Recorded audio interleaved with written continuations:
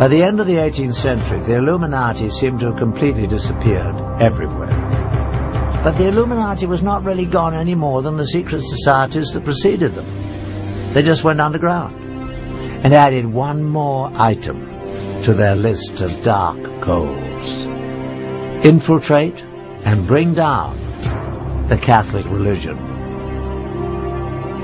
When we look around the world today, what do we see of the secret societies? Masonic chapters exist in the open all around the globe as a mainstream organization. The Order of Knights Templar today exists as the top-ranking Masonic organization in the York Rite of Freemasonry. What goes on inside Masonic halls is still relatively secret. Probably known only to their upper echelon members are the dark rituals, goals, and the vendetta against the Catholic Church. The Masons and Templars have very effectively integrated themselves into the world's most respected societies. To a lesser degree, the assassins have appeared publicly periodically throughout history. In the early 1800s, they were visible in India as they came under the direction of the Aga Khan, who they believed possessed divine powers. In the latter 1800s, the Aga Khan brought them to Afghanistan, where they developed a lasting relationship with the British. Later, the Aga Khan's descendants further infiltrated Western culture. One prominent example was when Prince Ali Aga Khan, grandson of Aga Khan II, married American actress Rita Hayworth.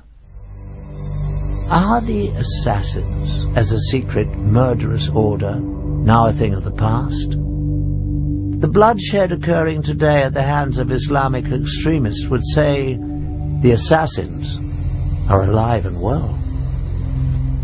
The Priory of Zion also continues to this day. In fact, it has been reported that a number of illustrious figures in history have served as the Priory's Grand Masters, and there is corroborating evidence. In 1975, a discovery was made in a Parisian library. Parchments were found called Le Dossier Le Carré. These documents indeed reveal that some of the secret members were Leonardo da Vinci, Victor Hugo, and Sir Isaac Newton. The Priory has been credited by some with the creation of the European Union. Former President of France, François Mitterrand, was believed to be a member of the Priory, and many other powerful people. As for the Merovingian bloodline that the Zions were pledged to protect, it continues on. Through incestuous intermarriage, most of the royal families of Europe can claim Merovingian descent. And it is said that from these royal families have come all 44 of the United States presidents. These connections around the world through the Priory of Zion provided the Illuminati with the means to influence politics and power around the globe. But what about the most secret society of them all? Adam Weishaupt's Illuminati, the brotherhood that vowed to bring all the other secret societies together to control the world. Is it still actively pursuing its diabolical plan of world domination? Indeed, shocking new facts that we have uncovered reveal that it is stronger than ever today. Studying a top-secret society is much like studying the currents of a lake. The ripples on the surface give us clues to know what is going on in the darkness below. The Illuminati's grand plan required that it infiltrate the governments of all countries around the world. In our extensive investigation, we focused on just one target, the former Soviet Union, to see how it was manipulated by the Illuminati. An effective way to gain control of a government would be to penetrate its intelligence structures. Newly released information from the files of the KGB provides some unprecedented insight. Now that the Cold War is over, some highly classified information is being smuggled out of carefully guarded vaults in what used to be the Soviet Union. With the change to a market economy here, many items never before available to Russians are finding their way to the black market. They say that everything is for sale in the new Russia, including state secrets and the spies who kept them. After the collapse of the Soviet Union came the dissolving of the KGB. The new government formed its own new security and intelligence agencies, employing many of the old KGB personnel, but leaving many without jobs. Even those with employment were often not paid as promised. We found that many former KGB employees were eager to give first-hand accounts of their classified activities within the agency for the right price. However, when the subject of the Illuminati was introduced, no amount of money could induce anyone to talk about it. We took this as a definite sign that we were on the right track and getting dangerously close to uncovering the presence of the secret brotherhood within the KGB. The former KGB employees were willing to direct us to black market sources where we might obtain further information, but at our own peril. Though most leads proved to be ultimately unproductive, we found that with perseverance, money and a bit of luck, it is possible to acquire classified Soviet documents. Using a hidden camera, we recorded numerous meetings over a period of months in which we attempted to obtain relevant materials. This transaction between one of our Moscow contacts and black market dealers proved to be one of the more successful ventures, though as you'll see, not without a few tense moments.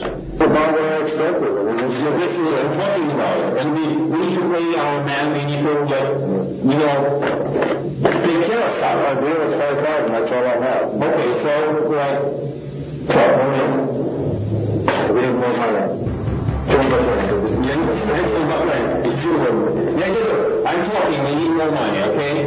Like, we can get, okay, let's do that. Like, give us 5,000 and that's okay, and the rest you can get, like, tomorrow, the next day, like, whatever. 5,000 is idea, that's it, I can't do that. This is that, so I have to... Okay, come on, let's talk here. Hey, run him up! Finally safe from the black market dealers, within some of these documents we found corroboration for the most valuable piece of information related to us by the ex-KGB agents. Just as we had been told, indeed, the KGB carefully recorded their activities in documents, films and tapes. And these were kept in storage in a holding facility beneath the KGB headquarters under the highest security. These were probably the most sensitive records possessed by the agency, for they would illuminate in graphic detail the most intimate activities of the KGB and possibly the connection to the Illuminati. The documents we purchased from the black market dealers represented a major breakthrough. They not only confirmed that more revealing KGB materials existed, they also told us where they were kept. Again, we went to our black market sources, now armed with this new knowledge. We believe that with the demise of the KGB, most of the safeguards protecting its records would be gone. Someone out there must have the knowledge and access to be able to supply them to us for a price. Over the course of the next 5 months, we employed our sources to try to obtain specifically these top-secret records of the KGB. This transaction between one of our Moscow contacts, an interpreter, and a local black market dealer yielded astonishing results. The location of this meeting is a textile factory in the Zakorniki district of Moscow. This is the office of the Russian entrepreneur who owns the plant and uses it for both legitimate and illegal business. After introductions and some initial small talk, the dealer is asked whether the KGB materials are on the premises. рода документы было очень непросто.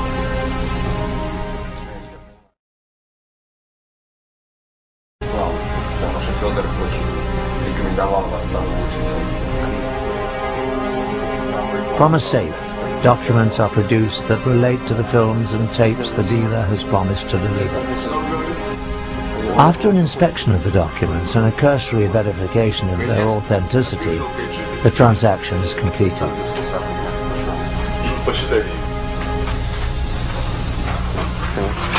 Okay, well thank you. Спасибо. Пожалуйста. Nice to meet you. Дмитрий Сергеевич, спасибо за вашу работу. Money changes hands, and the tense group is led to another office where the films and tapes are said to be stored.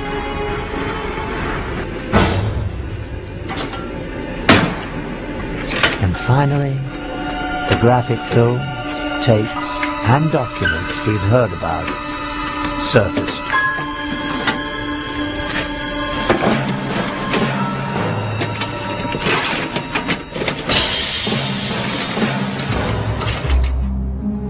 In a startling revelation within the classified documents we obtain, we find proof that the Illuminati infiltrated the Soviet Union and the KGB.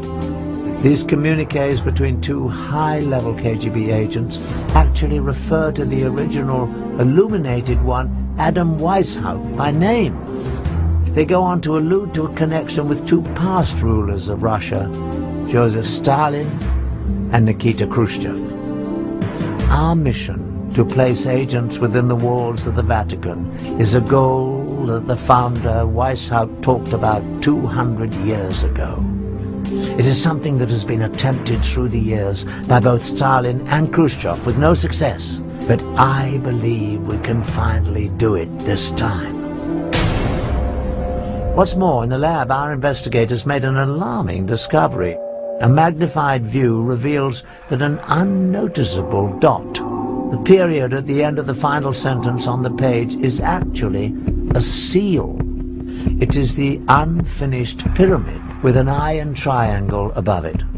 The official insignia of the Illuminati, a marking used by the secret society since its creation in 1776. The KGB was determined to infiltrate the Vatican. Why would this of all places be of such critical interest to the Russians? The answer is simple. The Russians would have no interest in the Vatican, but the Illuminati would. Not only would it further the vendetta against the Catholics, but it would be important for the greater purpose of gaining control of the world. The Vatican may be the most powerful force on the planet for influencing people. Policies dictated by the Vatican affect 1 billion people spread across the globe on every continent, in comparison to less than 300 million under the direct influence of the US or the former USSR. Reigning at the top of this vast empire of followers is one man, the Pope, whose words and wishes are considered by his followers to have divine inspiration. No other person on earth has such extraordinary power and influence.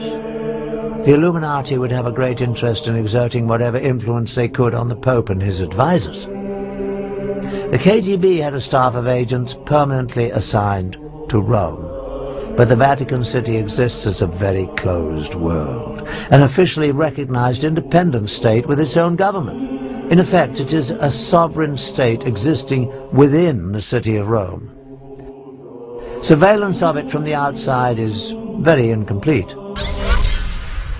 From more secret KGB documents we have obtained, we learn that in 1972, the Illuminati, using the people they had in the KGB, formulated a bold plan to position one of their people within the walls of the Vatican. Again, the period at the end of the final sentence on the document is actually the miniature pyramid and eye, the official insignia of the Illuminati. At last, the secret brotherhood could begin to control the Catholic Church from the inside. An agent was sent to the Vatican posing as a Ukrainian priest, driven from his country by the communists for anti-communist rhetoric. He was quickly accepted by the pro-American Vatican clergy. After only a few months, he achieved his primary objective, gaining the confidence of the office of Cardinal Vilo, the Secretary of State of Pope Paul VI. In this exclusive KGB film footage we obtained, on the right is the agent posing as a priest. On the left is the chief assistant to Cardinal Vilo. Devo tornare all'ufficio, devo fare cose lì e tutto il resto. Spero che arriva. The third man is actually another KGB agent, no doubt placed in the organization by the Illuminati. He is also seeking to gain access to the Cardinal. Sì, questo va bene, bene, molto bene. Bravo, bravo, sta piacere. Abbiamo la sua sì, bene, bene. Tipo, c'è una nuova situazione di questo. Sappiamo quanto importante è per noi questa pregazione. When Vilo's assistant is sent on his customary monthly trip to Milan, the KGB installs a camera in his hotel room. In typical KGB fashion, the priest is about to be set up to be blackmailed to assure his continued cooperation. Over several days, a woman becomes friendly with him and gains his trust.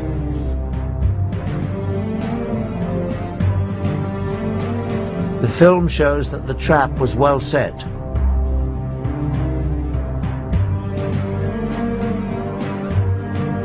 One night, the woman comes to his room to take him to a dinner meeting.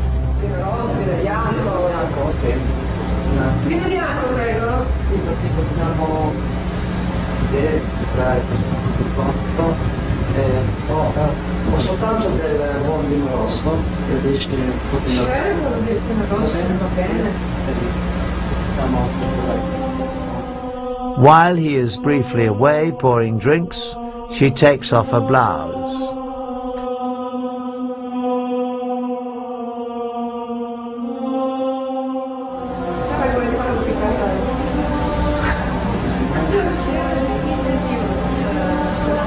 The film ends abruptly.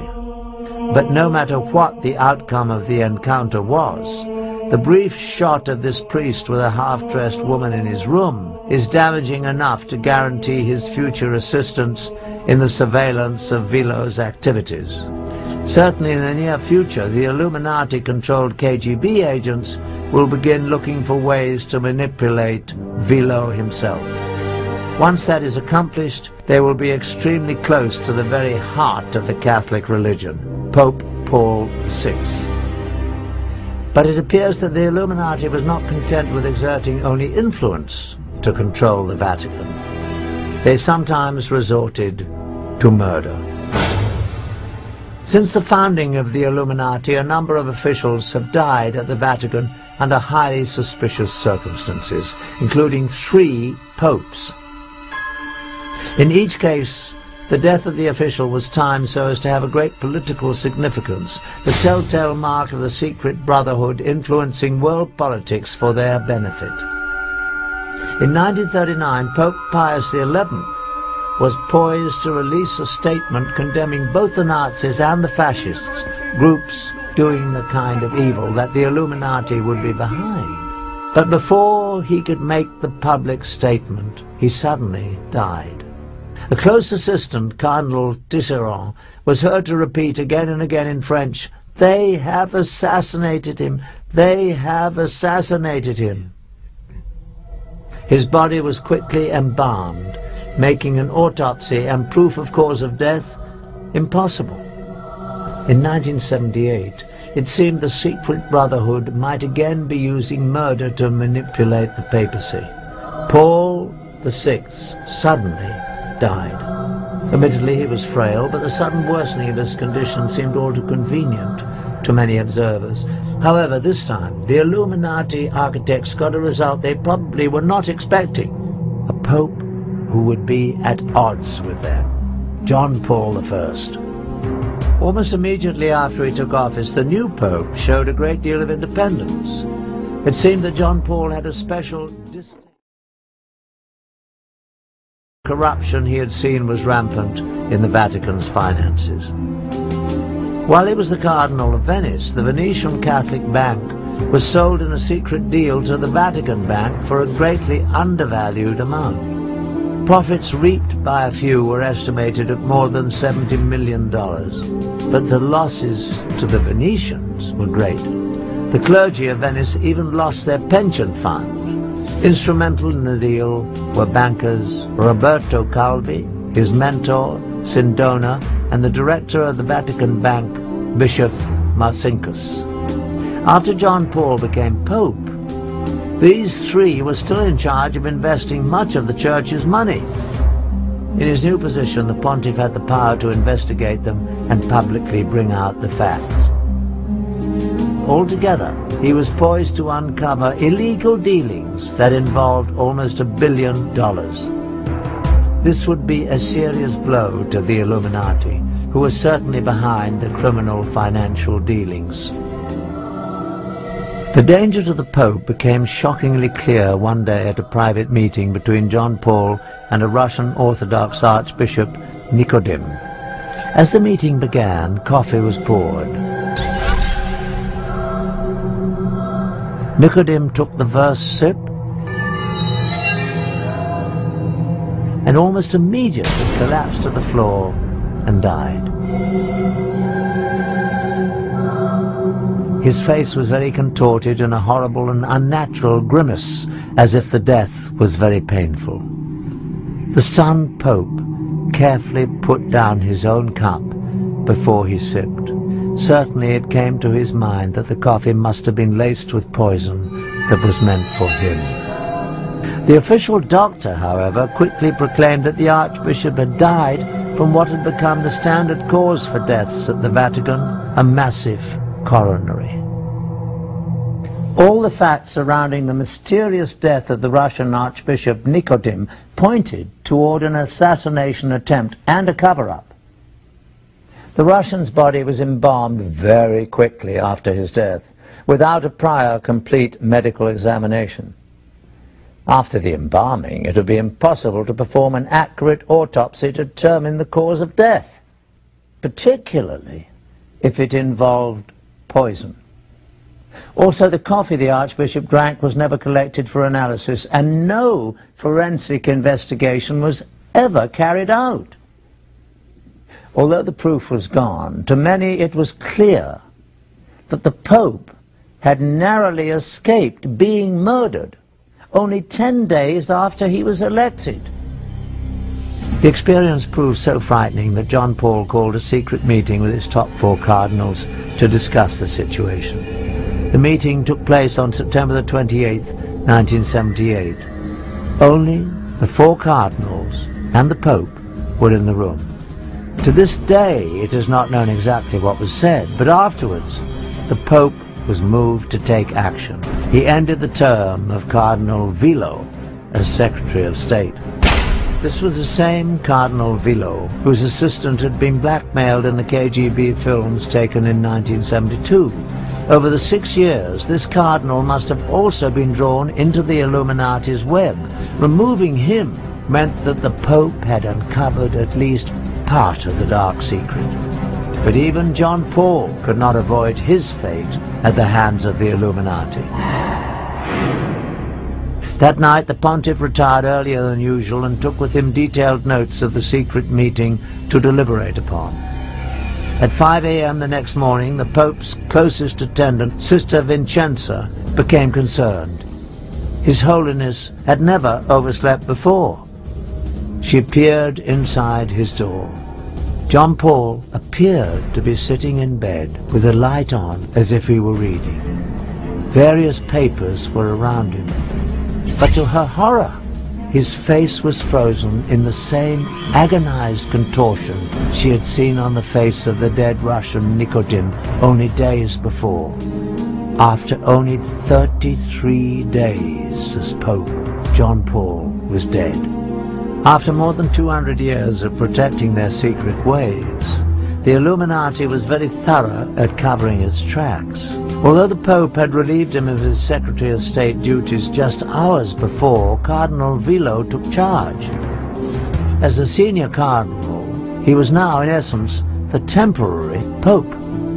He first locked himself in the papal bedroom and collected prescription medicine from the bed table and most of the papers in the room, including notes of the secret meeting. Also taken were the candies the pontiff often enjoyed while reading, and even the Pope's reading glasses and slippers. All these items were never seen again. Next, Vilo sent Sister Vincenza away to a convent after forbidding her to tell anyone that she had found the pontiff dead and anything about what she saw. And then at 6:10 a.m. he ordered embalmers to be summoned. But the most shocking occurrence of all was that they arrived almost immediately. It was estimated that given the distance the embalmers had to travel, they must have been contacted at 4:45 a.m., 15 minutes before the time that the sister had discovered the Pope. At 7:30 a.m. a public announcement was issued. The cause of death was heart failure. Instead of Sister Vincenza, it was reported that the Pope's secretary, Monsignor Maggi, had found the body, and the time of discovery was changed to 5:30. By the time of the announcement, the embalmers had already done their work, just as in the all-too similar death of the Russian Archbishop only 23 days before. Any possibility of 100% accurate autopsy was eliminated. If foul play was involved in the death of John Paul I, the chance to prove it was conclusively gone forever.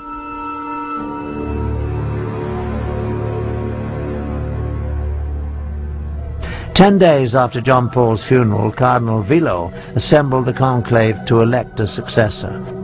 The official electing body includes 111 cardinals. Once sequestered in the Sistine Chapel, the cardinals must invoke the power of the Holy Ghost to guide them to their decision.